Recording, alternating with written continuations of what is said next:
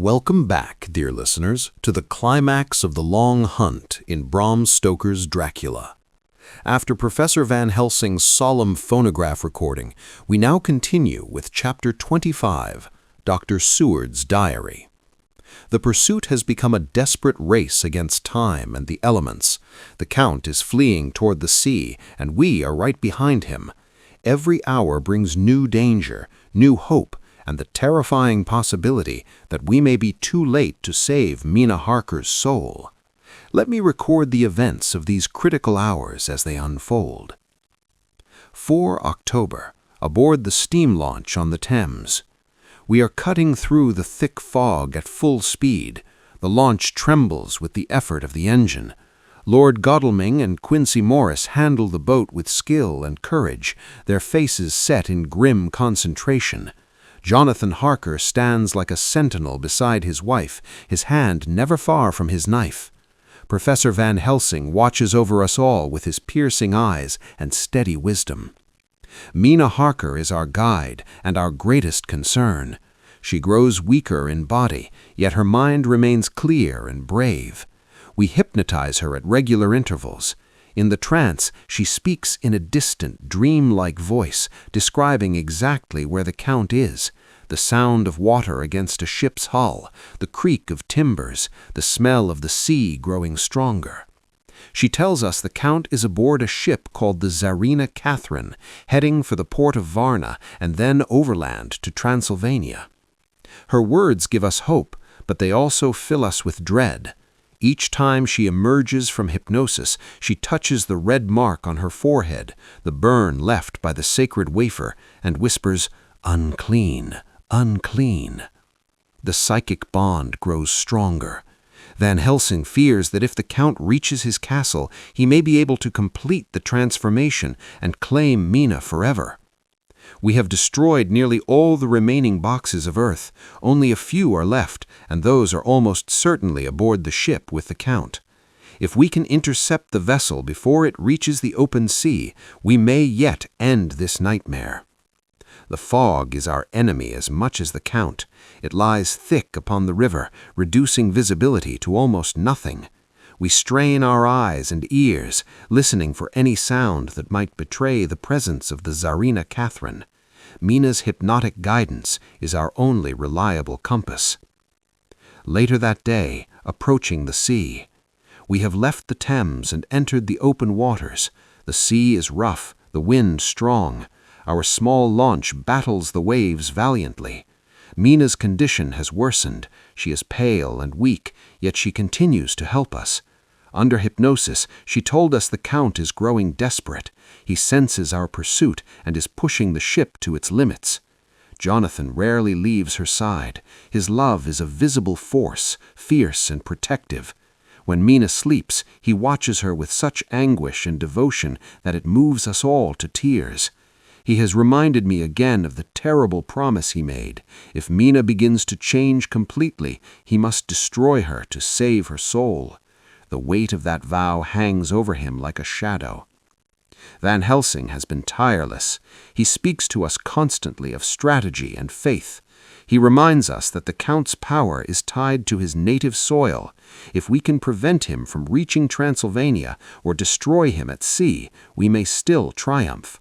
He has prepared wooden stakes, knives, and sacred wafers for the final confrontation. Quincey Morris keeps his Winchester rifle ready. He says little, but his quiet American courage is a steady comfort to us all. Lord Godalming handles the boat with the skill of a born sailor. As night falls, the sea grows even wilder. Mina suddenly cries out in her sleep. She says she can feel the Count's mind reaching for her, cold, angry, and hungry. Van Helsing immediately places the sacred wafer on her forehead. She winces in pain, but the contact seems to break the influence for a time. We are all exhausted, yet none of us will rest. The hunt has become a test of endurance as much as courage. Every mile we gain on the Count brings us closer to either victory or utter disaster. My private reflections as I record this. I speak these words into the phonograph so that if anything should happen to us, the world may know what we attempted here. We are ordinary men, a doctor, a solicitor, a nobleman, an adventurer, and a professor, united by love and loss. We fight an enemy older than history, armed only with faith, science, and courage.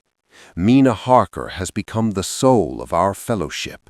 Her suffering has not broken her, it has refined her into something even stronger. Jonathan's devotion to her is a beacon in this darkness. Van Helsing's wisdom guides us. The rest of us simply refuse to yield. The Count is fleeing, but we are gaining. If God wills it, we will meet him before he reaches the safety of his castle. We will drive the stake through his heart or cut off his head as we did for Lucy. We will free Mina from this curse. I end this recording with a prayer and a vow. God have mercy on us all. Give us strength for the final battle. Let us save Mina Harker's soul and rid the world of this ancient evil. We will not fail. This is Dr. John Seward, recording on the open sea in pursuit of Count Dracula. That was Chapter 25 of Dracula, Dr. Seward's diary entries recording the desperate sea chase.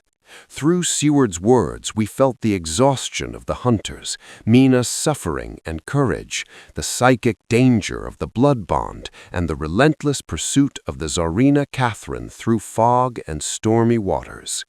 Bram Stoker masterfully builds the tension toward the novel's climax.